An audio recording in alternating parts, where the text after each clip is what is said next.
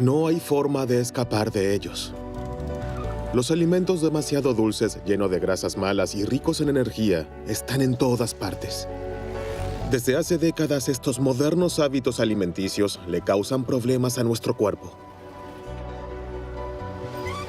¿Pero qué hay del cerebro? ¿Perjudica una mala alimentación también nuestra salud mental, nuestro estado de ánimo y nuestra capacidad cerebral?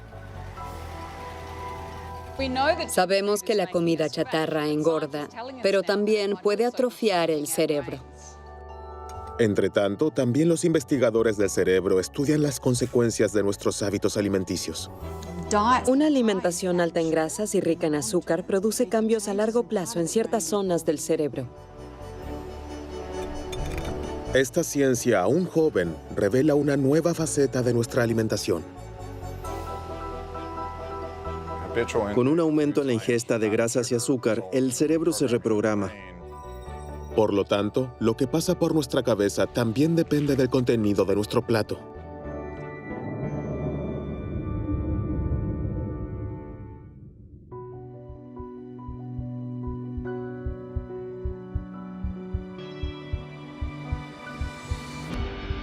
Todo comienza con las primeras comidas, antes del nacimiento. El cerebro se desarrolla durante el embarazo.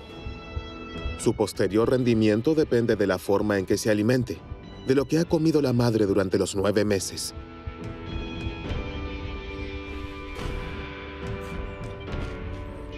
Hace tiempo que se conocen las consecuencias de una mala alimentación para la salud del feto. En la actualidad, en Australia, los científicos se ocupan también de los efectos de la alimentación en las funciones cerebrales. Felice Jacka es profesora en la Universidad de Melbourne.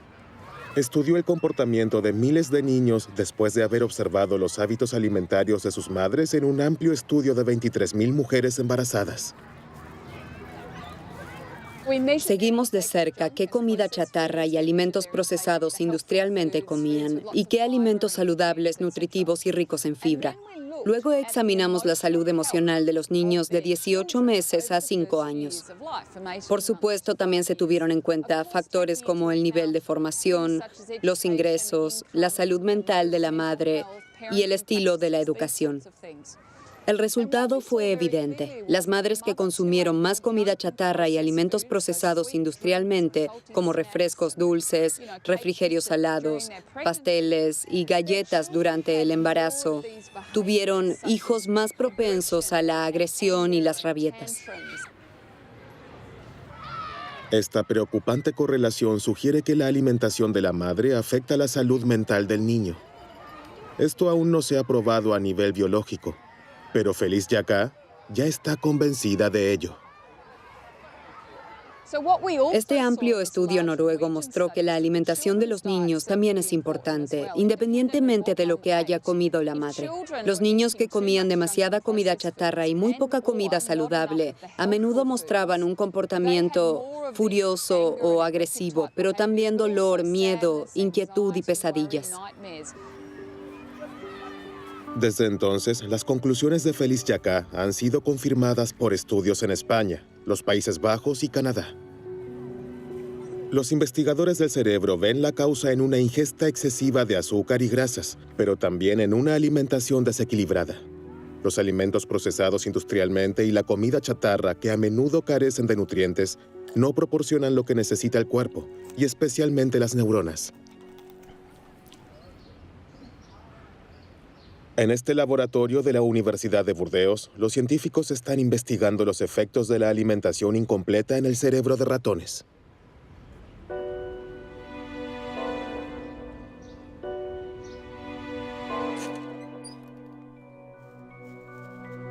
Este experimento se usa para medir las reacciones de miedo. El animal tiene la opción de poder explorar la parte iluminada o esconderse en la sombra. Por lo general, el ratón siempre se toma el tiempo para explorar el área iluminada. Sin embargo, este ratón tuvo que prescindir de los ácidos grasos omega 3 durante su desarrollo. Estas son las grasas buenas, que se conocen principalmente por su influencia positiva en el corazón y las arterias. En lugar de explorar sus alrededores, el ratón se retira a un rincón oscuro que no abandona más. Está estresado y asustado. El experimento se repitió muchas veces con decenas de ratones. Para los investigadores, este extraño comportamiento se explica fácilmente. Sin ácidos grasos omega 3, el cerebro no puede desarrollarse ni funcionar normalmente, ya que nuestras células grises se componen de un 90% de grasa que el cerebro no puede producir por sí mismo. En el cerebro se encuentran junto al tejido graso las mayores cantidades de ácidos grasos poliinsaturados. Estos ácidos grasos son indispensables y como el organismo no puede producirlos por sí mismo, tenemos que ingerirlos con nuestra comida. El pescado graso, las entrañas, los aceites vegetales, las semillas y los frutos secos han sido desde hace mucho tiempo los que más aportan omega 3 a los seres humanos. Pero estos alimentos se han vuelto poco frecuentes en las cocinas de los países industrializados. La cantidad de ácidos grasos omega 3 que llega al cerebro es clave para el desempeño de sus células, pues a medida que las membranas absorben estos ácidos grasos, mejoran sus propiedades eléctricas. Las neuronas que son ricas en ácidos grasos omega 3 transmiten la señal más rápido y la red es más eficaz. En el caso de deficiencia de ácidos grasos omega 3, el funcionamiento del cerebro puede verse afectado. Grandes sectores de la población muestran una deficiencia en ácidos grasos omega 3. Por eso es importante asegurarse de una ingesta suficiente, especialmente en ciertas etapas como durante el desarrollo, cuando el cerebro necesita grandes cantidades de estos ácidos grasos.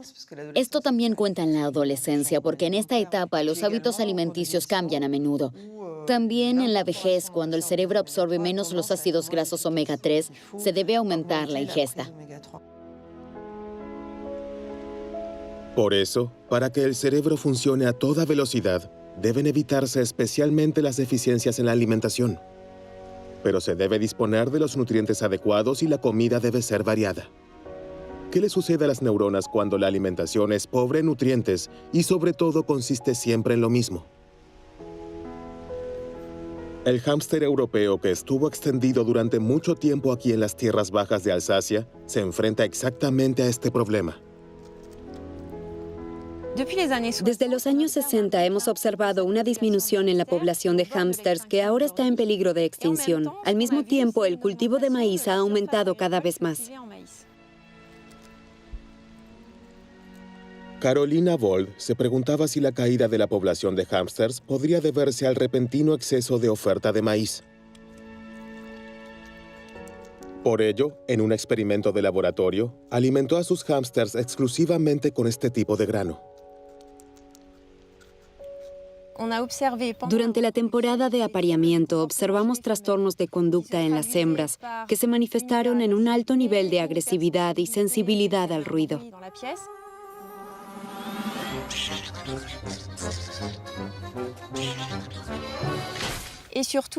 Pero sobre todo, estas hembras se comían a sus crías el día de su nacimiento. Esto se observó en más del 80% de las hembras. La mala alimentación es suficiente para convertir al hámster en un asesino de hijos. La causa es la falta de una simple vitamina.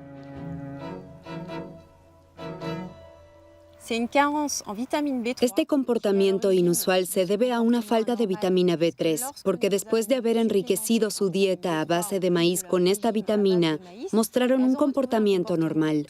Comenzaron a amamantar a sus crías tan pronto como estuvieron bien nutridas.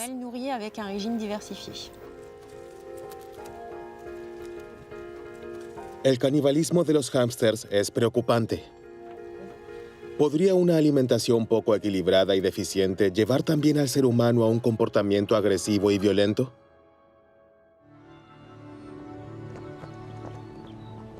Ab Sahlberg es doctor en psicología y asesor político del Ministerio de Justicia. Su área de especialización, alimentación y delincuencia. Está convencido de que enriquecer la alimentación con vitaminas, ácidos grasos y minerales puede reducir la agresividad.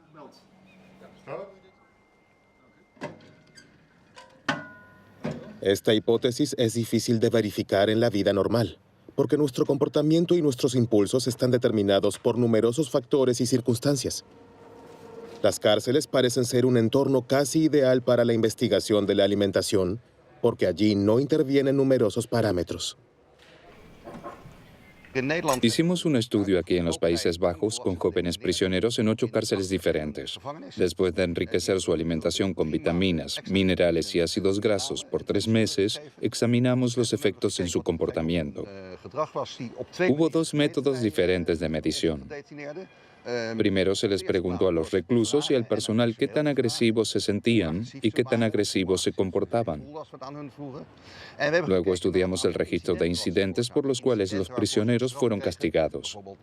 Y resultó que el número de casos de castigo en celdas de aislamiento se había reducido drásticamente.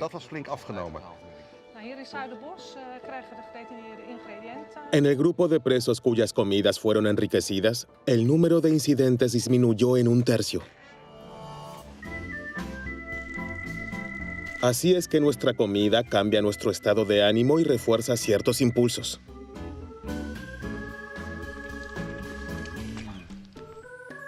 Pero ¿puede la alimentación influir también en las decisiones que creemos tomar libremente?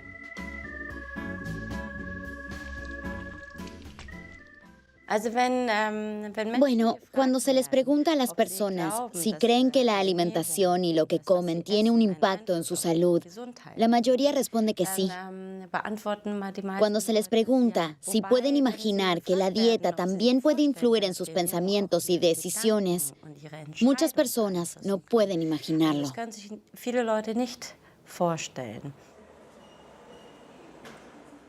Pero eso es exactamente lo que ha demostrado por primera vez So-Yeon Park del Instituto de Psicología de la Universidad de Lübeck. Sus estudios han revelado el mecanismo por el cual la alimentación puede influenciar nuestros pensamientos. Con este fin, la investigadora desarrolló un experimento muy original. Imaginemos el siguiente dilema. El dinero sobre la mesa debe dividirse en 2 cantidades. Pero es su compañero de juego, un desconocido, quien decide esta división. Te daré 2 euros y me quedaré el resto. Si acepta esta oferta injusta, obtendrá algo de dinero, pero mucho menos que él. Si la rechaza, ambos se van con las manos vacías. ¿Qué elegiría? ¿Acepta la oferta y toma los 2 euros, aunque se sienta engañado? ¿O la rechaza y se va con las manos vacías, pero con la frente bien alta? Sorprendentemente, que tome el dinero o no depende de lo que haya comido antes.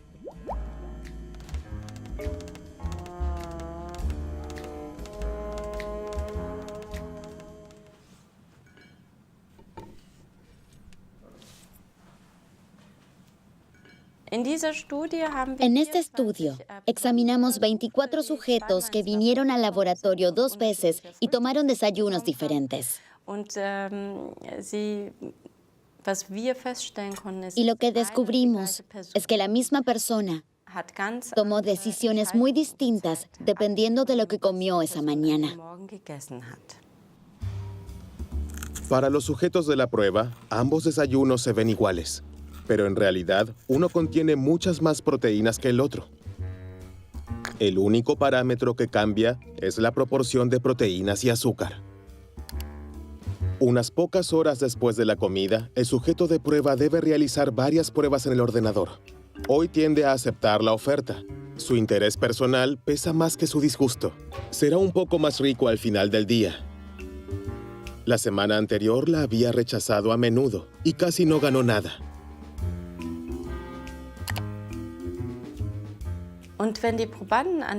Si los sujetos tenían más proteínas en sus desayunos esa mañana, también fueron más tolerantes ante una oferta injusta. Y si tenían más carbohidratos en el desayuno, eran más sensibles a las ofertas injustas. Si el contenido de proteína es bajo, los sujetos de prueba rechazan las ofertas injustas en promedio 2 veces más. Pero ¿cómo se puede explicar este sorprendente resultado?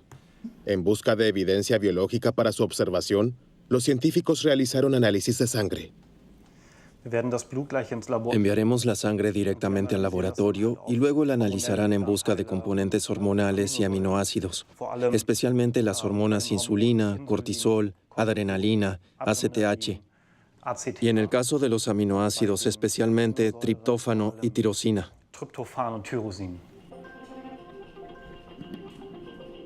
La sustancia más importante en esta lista es la tirosina. Este aminoácido es la sustancia precursora de la biosíntesis de una proteína que es fundamental para las funciones cerebrales, la dopamina. Este neurotransmisor garantiza la comunicación entre las neuronas responsables de la motivación y la disposición a correr riesgos. Los resultados del análisis de sangre muestran que los sujetos cuya sangre contiene más tirosina tienen más probabilidades de aceptar la oferta injusta. En pocas horas, lo que comemos provoca un ligero cambio en la química de nuestro cerebro y también en la comunicación entre las neuronas. Esto es suficiente para influir en ciertas decisiones. En el Instituto de Psicología de Lübeck continuarán los experimentos a fin de confirmar este resultado, ya que los posibles efectos son amplios. Si tenemos en cuenta que comemos 3 veces al día y eso todos los días, el poder que tiene la alimentación para cambiarnos o formarnos es enorme. Y eso definitivamente debería darnos algo en qué pensar cuando se trata de cómo podemos usar la alimentación para favorecer nuestro bienestar u optimizar nuestra mente. Una alimentación incompleta no solo produce un cambio en la función y el comportamiento del cerebro e influye en nuestras decisiones cotidianas. Cada vez es más evidente que la alimentación juega un papel vital en nuestro estado de ánimo.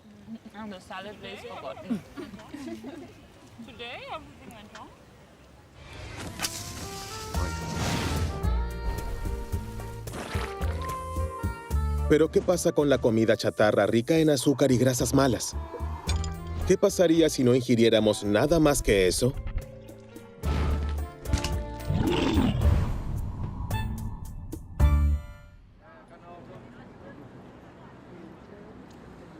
Científicos australianos de la Universidad de Sydney se ocupan de esta cuestión.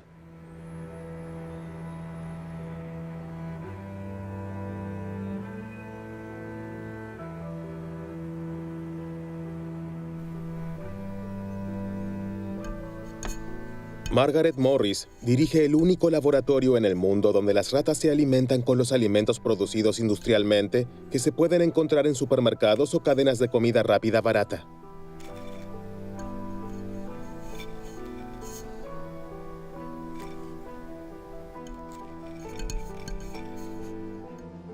Para nuestro experimento, damos de comer a las ratas alimentos habituales como paté de carne, papas fritas, pasteles y galletas. Todos estos alimentos están disponibles en todas partes y son baratos. De esta manera, simulamos la alimentación del mundo occidental. La primera consecuencia de esta alimentación, la rata come porciones el doble de grandes. El animal nunca parece estar satisfecho. Sin embargo, esa no es la mayor sorpresa.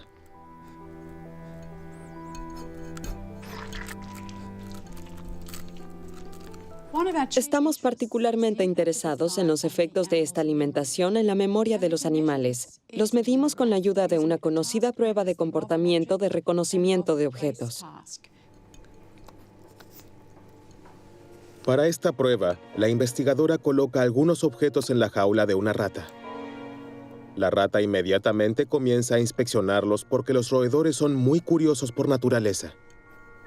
Una vez que el animal ha explorado todo y ha memorizado su entorno, se aparta momentáneamente. Movemos un objeto y volvemos a colocar a la rata en la jaula.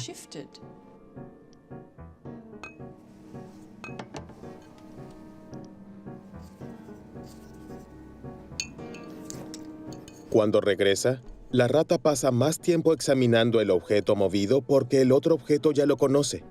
Está en su memoria.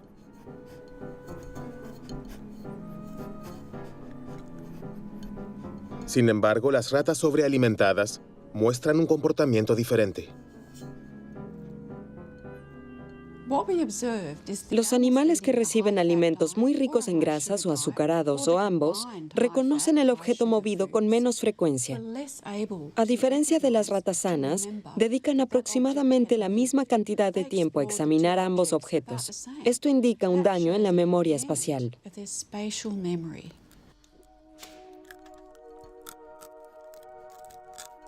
Las ratas sobrealimentadas no solo tienen una memoria espacial dañada, sino también otros trastornos funcionales que son una señal de alarma para los científicos. Estos indican cambios en el hipocampo, una pequeña región profunda del cerebro responsable del aprendizaje y la consolidación de los recuerdos. Estudios recientes muestran que los alimentos energéticos también dañan el hipocampo humano.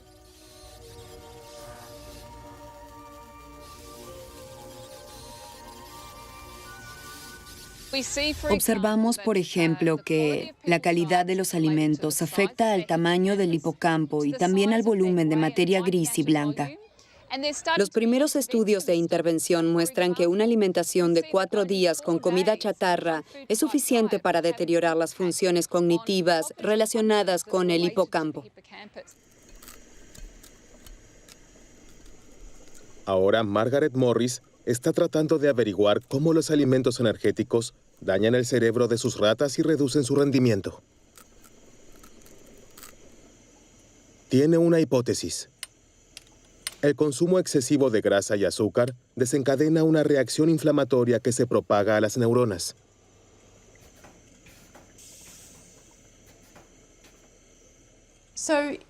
Esta alimentación provoca una reacción inflamatoria en todo el cuerpo. Sabemos esto de personas obesas, pero en este caso la reacción parece muy aguda. Pudimos observar un aumento de citocina y otros agentes inflamatorios.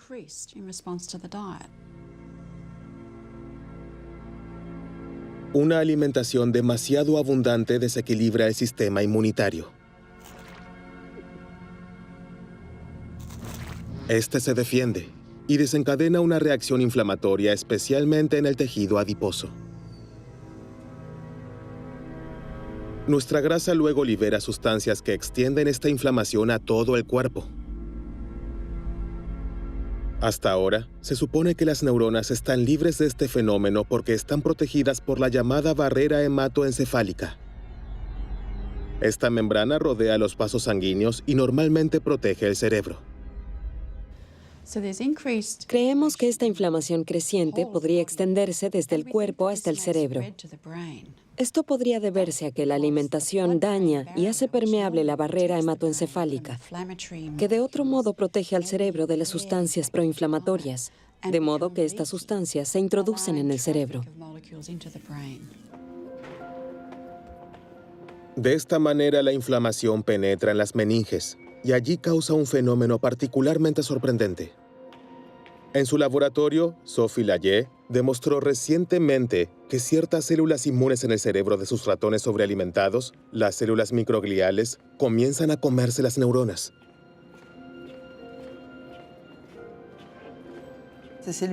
Estas células microgliales en el cerebro son importantes porque comen neuronas muertas. Sin embargo, si se descontrolan debido a una alimentación desequilibrada, también comienzan a comerse las neuronas vivas. Si esto adquiere proporciones extremas, contribuye de manera decisiva a la destrucción de las redes neuronales y de las neuronas funcionales que en realidad están sanas. Esta reacción de las células microgliales pudo filmarse in vitro. Las imágenes muestran la energía con la que trabajan. Los rojos son fragmentos de las neuronas que se comen. En el caso de un ratón obeso, su actividad aumenta frenéticamente.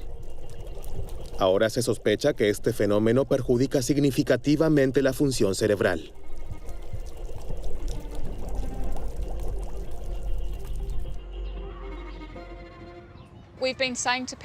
Llevamos 30 años diciéndoles a las personas, no coman estos alimentos, podrían sufrir un ataque cardíaco, cáncer o diabetes.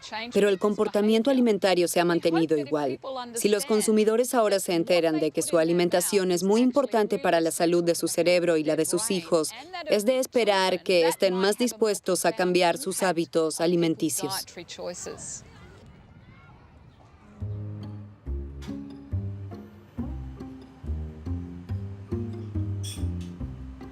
Microscopio, mini pipeta y un dispositivo de registro altamente sensible, Xavier Fioramenti posee todas las condiciones técnicas para medir la actividad eléctrica de una sola neurona.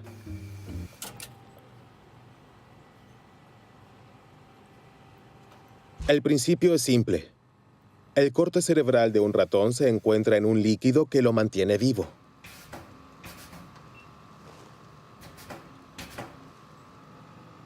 El investigador acerca cuidadosamente su electrodo. Es una tarea particularmente difícil.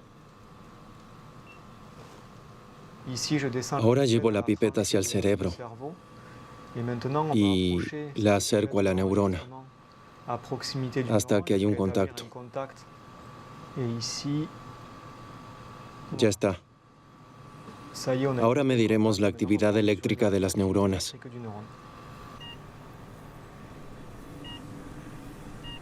Las oscilaciones hacia arriba son potenciales de acción. De esta manera, las neuronas codifican su información. El tiempo que pasa entre cada oscilación representa el mensaje que envía la neurona. Ahora aumentaremos la concentración de glucosa en el líquido. Veamos si esta célula reacciona. Como puede observarse, esta célula reaccionó al aumentar la actividad eléctrica. El potencial de acción es más fuerte que antes de aumentar el contenido de glucosa. Esta señal es de una sola célula.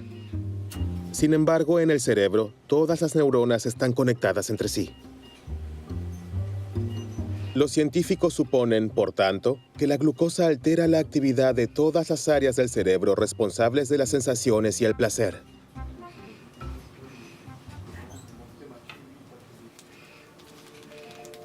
Entonces, ¿el azúcar toma el control de nuestra libertad de elección? Hasta ahora es solo una hipótesis. Por eso la adicción al azúcar es ahora objeto de una intensa investigación en los laboratorios. Y cada vez es más evidente que la influencia del azúcar es semejante al poder de una droga.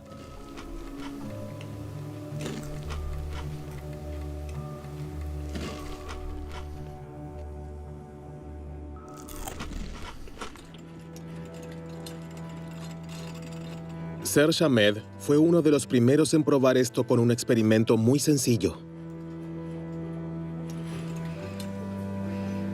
Primero crió ratas con cocaína y azúcar. Después de varias semanas de esta doble dieta, les presentó a los animales una opción. Aquí el animal puede elegir entre dos palancas.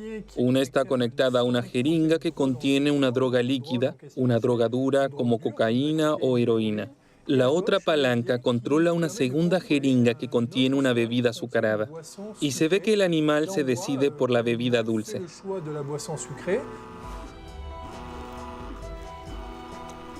Las ratas eligen agua azucarada 4 veces más a menudo que la droga.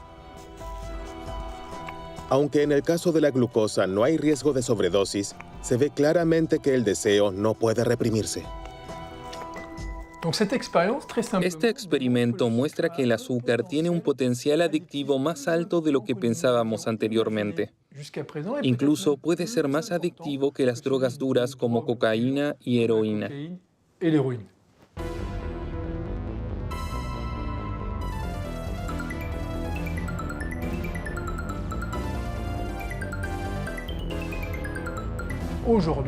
En la actualidad, nuestra nutrición es bastante desequilibrada, porque el azúcar se encuentra en una gran cantidad de alimentos. Por supuesto, esto incluye alimentos dulces, como bebidas azucaradas, pero también productos que no esperamos, como jamón o sopa. Hay muchos más ejemplos de esto, y el contenido de azúcar de tales alimentos contribuye a que las personas se vuelvan adictas sin darse cuenta.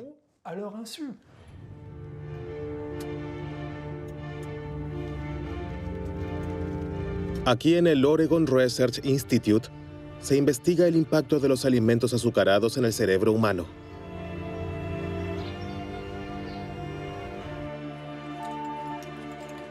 Los experimentos muestran que el consumo habitual de alimentos altamente energéticos altera los circuitos neuronales de la misma manera que lo hace el consumo de drogas. Eric Stice ha incorporado al estudio a 100 estudiantes, de los cuales la mitad comió helado regularmente todos los días, mientras que la otra mitad nunca comió helado. Todos vinieron al laboratorio a tomar un batido en una máquina de resonancia magnética, y de esta manera se les proporcionó a los investigadores una idea de su actividad cerebral. Le damos un batido de chocolate hoy y anotamos la actividad de su cerebro, en el momento en el que da un sorbo y justo antes de hacerlo.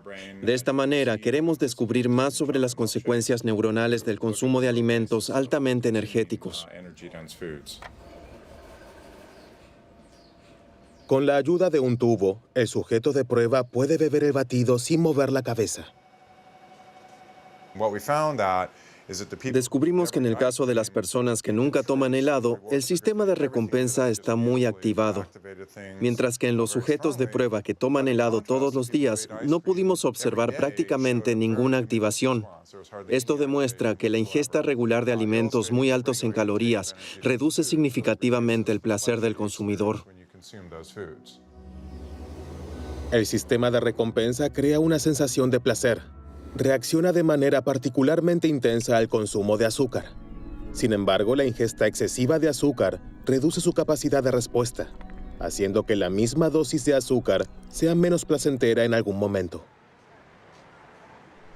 Con su experimento, Eric Stice descubrió otro efecto que es más sutil y quizás incluso más peligroso. Al comer demasiado azúcar, el cerebro es hipersensible a las imágenes de alimentos.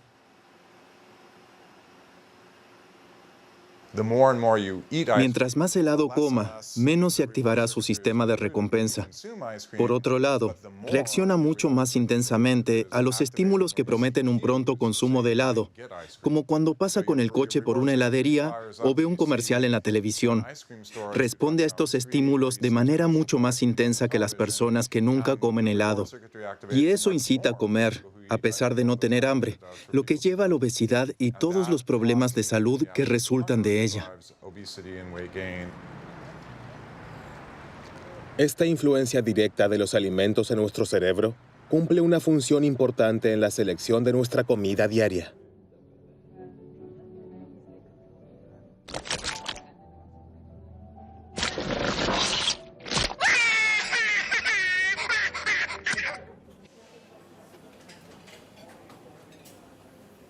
¿Qué ocurre en el cerebro en el momento que elegimos un postre en lugar de un entremés o pescado en lugar de carne? ¿Quién mueve realmente los hilos?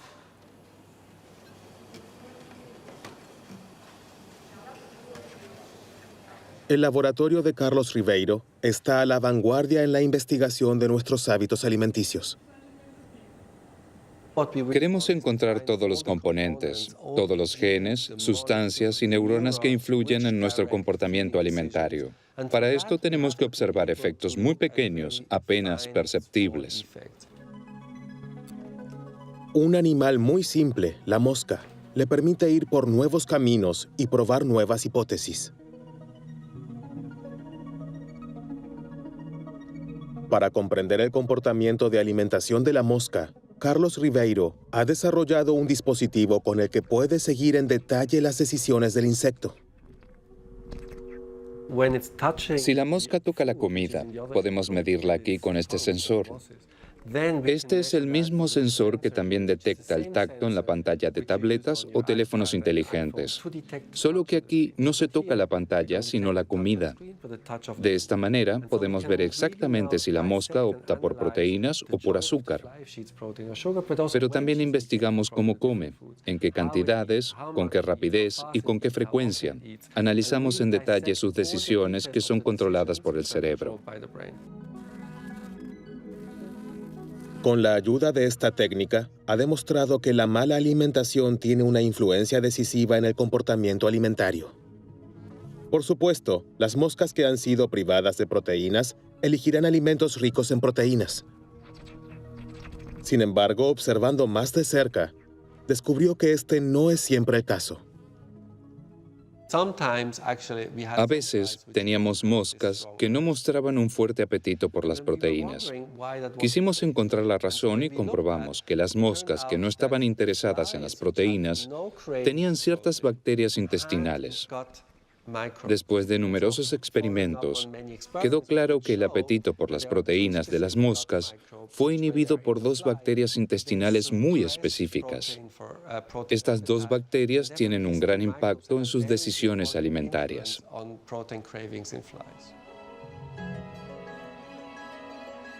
El comportamiento alimenticio de las moscas está influenciado por las bacterias en sus intestinos. Este sorprendente descubrimiento plantea una pregunta importante. ¿Las bacterias en nuestra propia flora intestinal, conocida por los científicos como microbiota intestinal, afectan también nuestro cerebro? ¿Cumplen alguna función en nuestros hábitos alimenticios?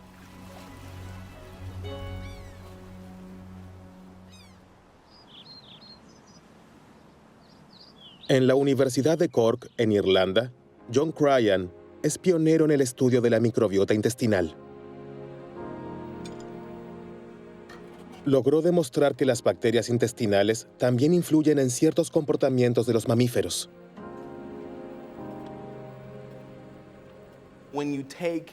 Si se toman las bacterias de ratones extremadamente miedosos y se las implanta en ratones normales, también se vuelven miedosos. Esto también se aplica al revés. Con las bacterias de los ratones normales, se puede normalizar el nivel de estrés de los ratones miedosos. Los científicos ven ahora la microbiota como una especie de mediador entre la comida y nuestro cerebro. El factor que más influye en la composición de nuestra flora intestinal es la alimentación. La variedad de alimentos es crucial. Desde el nacimiento hasta la muerte determina la composición de nuestra flora intestinal. Recién estamos comenzando a comprender cuánto afecta nuestra alimentación a la flora intestinal y, por lo tanto, a nuestro cerebro.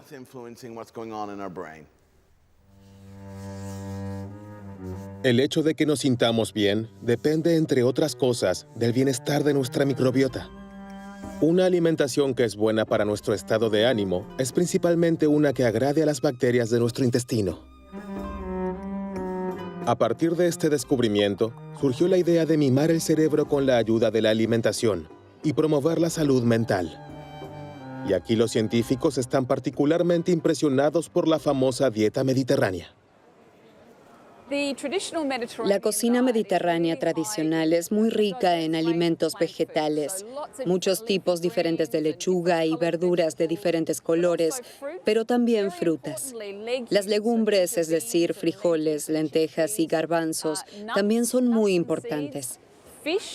También hay frutos secos y granos, pescado y, por supuesto, aceite de oliva. El aceite de oliva es una parte muy importante de la dieta mediterránea. Creemos que esta amplia diversidad también conduce a una gran variedad de bacterias en nuestros intestinos. Y esta diversidad de la flora intestinal, a su vez, garantiza una buena salud.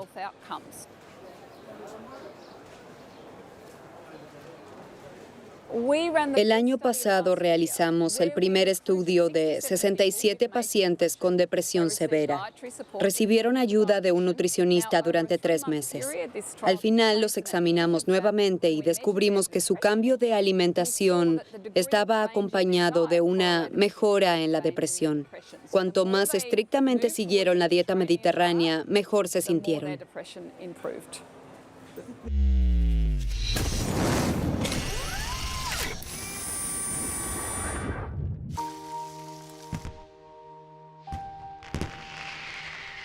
Alimentación al servicio del cerebro.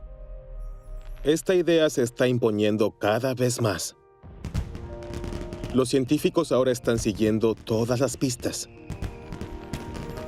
Las especias que se han utilizado en la medicina tradicional india durante siglos ahora se están investigando en los laboratorios debido a sus efectos positivos en la psique.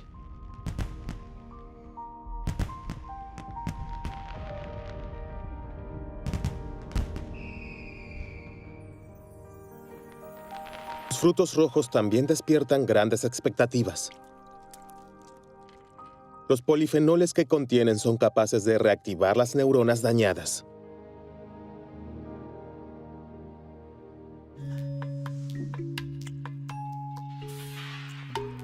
Entonces, ¿son los frutos rojos y las especias remedios milagrosos que mantienen nuestras neuronas siempre jóvenes? Aún es demasiado pronto para responder a esta pregunta. La ciencia recién está comenzando a desentrañar los misterios de esta increíble conexión entre la alimentación y el cerebro. El menú ideal para nuestras células grises aún se desconoce en gran parte. Sin embargo, una dieta variada y equilibrada que no contenga alimentos procesados industrialmente y azúcares, y que incluya muchas frutas y verduras, parece ser la mejor receta para mantener nuestras capacidades mentales. A mi abuela le gustaba decir, eres lo que comes, así que come bien. Y la ciencia comienza a reconocer cuánta razón tenía. ¿Podemos reducir la tasa de criminalidad previniendo las deficiencias en la alimentación? Es demasiado pronto para decir definitivamente que una alimentación saludable afecta nuestro comportamiento. Cuantas más barritas de chocolate comemos, mayor es la tentación, así que comemos más. Alimentamos el monstruo que llevamos dentro. Lo mejor que pueden hacer es alimentar a sus hijos de manera saludable y que no se acostumbren a esas porquerías. Acabo de decir porquería, lo siento.